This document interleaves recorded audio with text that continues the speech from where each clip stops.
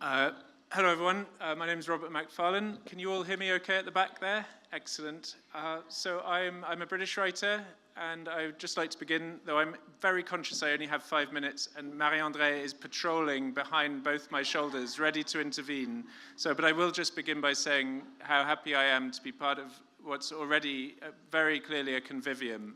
So many voices, so many disciplines, so many perspectives, writers from around the world. It gives me very great pleasure to be part of that.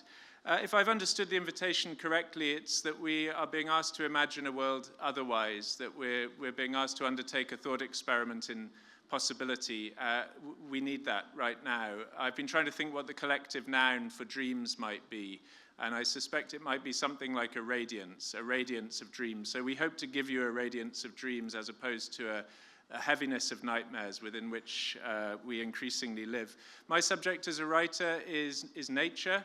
I understand that word in the broadest of terms. Raymond Williams, the great Marxist critic from Wales, called nature the most complex word in the English language.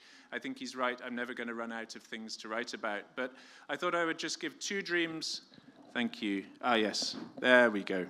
I can stop projecting now. I'm a teacher in my day job, so I have to wake up tired students sometimes, but that's not necessary tonight. I'll give you 2 dreams for the world and 3 for my country, England.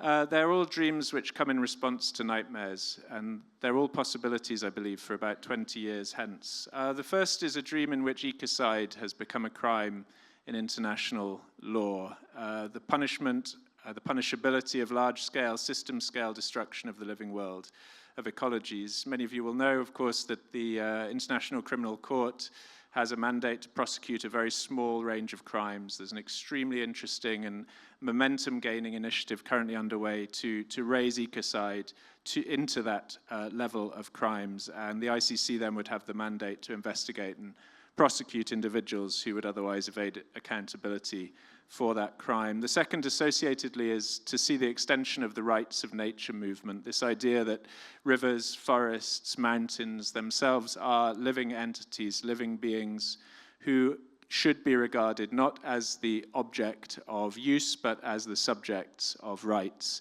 And this movement really is rolling in Canada, particularly in the northeast, in Nitassinan, in the Innu territories, where the Mutahekauhipu was recognized as a living being with 9 attendant rights in 2021 after a really extraordinary campaign: the right to flow, the right to exist, the right not to be dammed, the right not to be polluted. The story of that river, as Yannick Cardenas, a Montreal-based lawyer, has said, is now a story to tell across Canada and across many countries. Narratives are a powerful way to change law. And then the 3 very quick, am I doing okay? Have I got 2 minutes? All right, brilliant. 3 very quick views from my country, because as we've heard, we have dozens of territories, really, dozens of perspectives, 10 languages. So I thought I would just very briefly speak of my country. Land in my country is a mess. It's a mess in most countries, but it's a terrible mess in my country. I would like 3 things in 25 years. I would like to see our rivers run clear.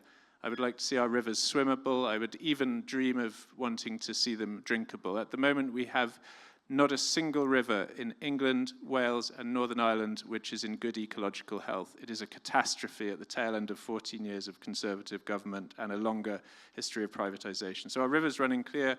Land reform in my country. I dream of a land reform where access opens. We can currently access around 8% of the length of our rivers.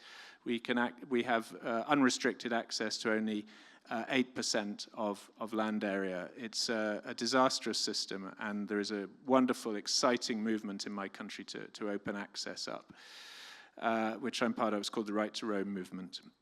And lastly, I would abolish secrecy around land ownership in my country.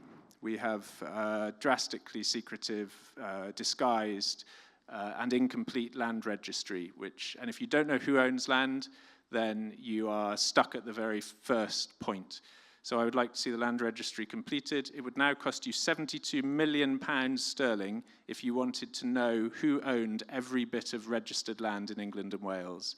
That is an impossible barrier. So I'd like to see that completed and then placed into public view. So, some specific dreams. Thank you for listening to me.